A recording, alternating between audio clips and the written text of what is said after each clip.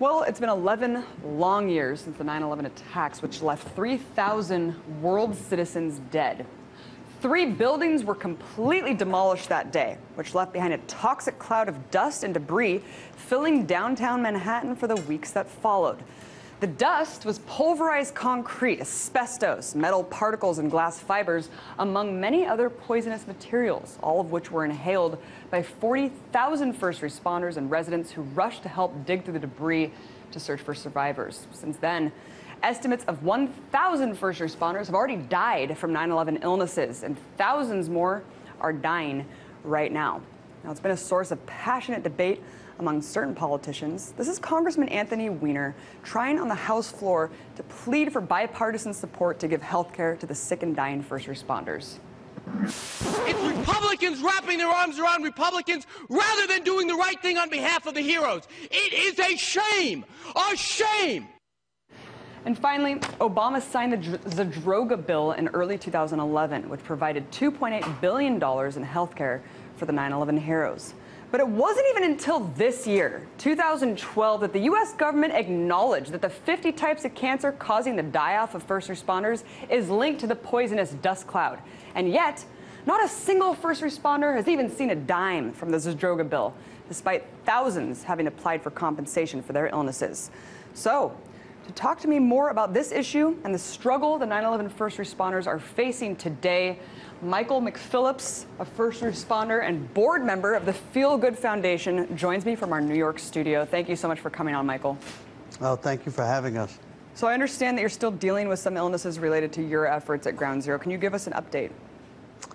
Personally, I have end-stage liver disease, chronic bronchitis, and COP, and several other issues. Thank you for sharing that. How did you feel, Michael, when the government pretty much hailed the first responders as heroes to help sell their wars, and then they turned their back on you when you guys needed their help the most? Devastated, to say the least. Emotionally and financially, it's destroyed a lot of good people's lives. Well, passing the Zadroga Act was a victory of sorts. I mean, but you've voiced concern, Michael, about aspects of the bill that fall short. Can you talk about the problems associated with this bill? There are several problems. One, it's underfunded.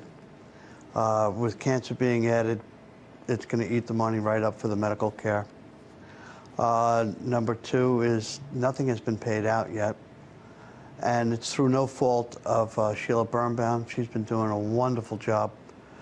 The attorneys and the applicants themselves are not filling out the paperwork correctly. So that's one of the shortfalls we'll have now. So. We'll talk more specifically, because I understand, I mean, not a dime has been paid out. I think, you know, thousands. I think something that I read, 15,000 people have already applied for this money. I mean, what is the holdup here, Michael? I believe it's 1,500 people have applied. I'm sorry, 1,500, yeah. Have applied, and, you know, they've just been, you know, there's problems on the applications. People didn't fill it out properly. They didn't include their medical history with it. They didn't include their financial shortfall. It's issues like that that they're running into problems with. And is anyone doing anything to accelerate this process? Yes. Of course, John Field with the Feel Good Foundation has been on the phone constantly with Sheila Birnbaum in order to help accelerate it. So we're hoping in January they'll start paying out some funds. And what about, you know, of course, I just mentioned in the intro, but this year the government finally acknowledged the 50 types of cancer were even associated with the 9/11 toxic dust cloud. I mean, have there been any more funds allocated to the Zadroga Act now that they've acknowledged this cancer, or is it just absorbed into the whole amount? No more money has been issued. Matter of fact, with the cuts coming up, they wanted to take $320 million away from us out of our fund. So that's where we're standing now. And what's going on with that? I know that the sequestration people are, like you said, they're actually saying that they should cut millions of dollars from a very limited amount allocated for the first responders. I mean, is anyone standing up for that? What are the chances that this is actually going to happen? Well, according to Gillibrand and Peter King, they're fighting very, very hard for us. They've been absolutely incredible for the 9/11 First community, and they say it's very unlikely that it will happen. Well, that's good.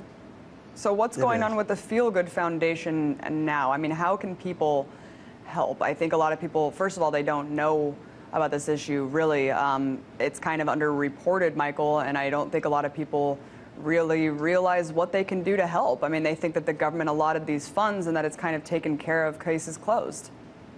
Well, initially the bill was for $8.7 billion, and the only way we could get it passed through Congress, through the Senate, was to cut it in half.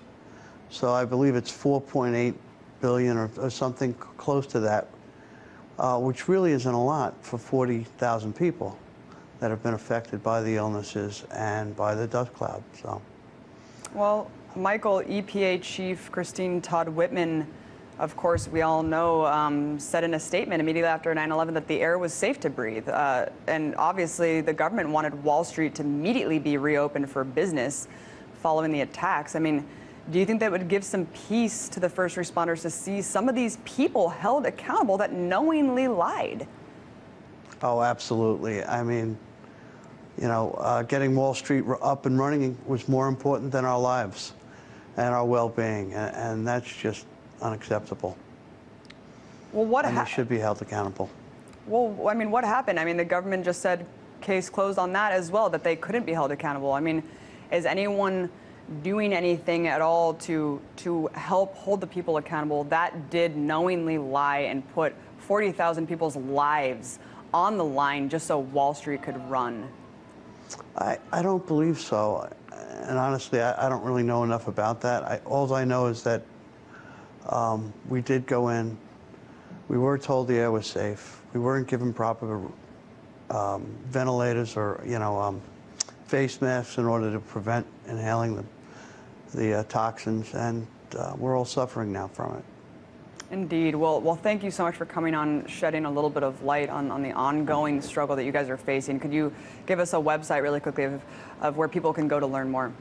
Yes, it's the feelgoodfoundation.com, FEALFOUNDATION.com, feelgoodfoundation.com. And if you can call your senators or call in to your public, yeah, absolutely. Please do. Absolutely. I mean, it's an absolute disgrace, Michael, to see this government hail the first responders as heroes to try to sell wars, and then just pretty much turn their backs on you. And I really hope that you guys see some justice and get some health care for the illnesses that you guys are facing. Thanks a lot for your time. Oh, thank you so much for having us.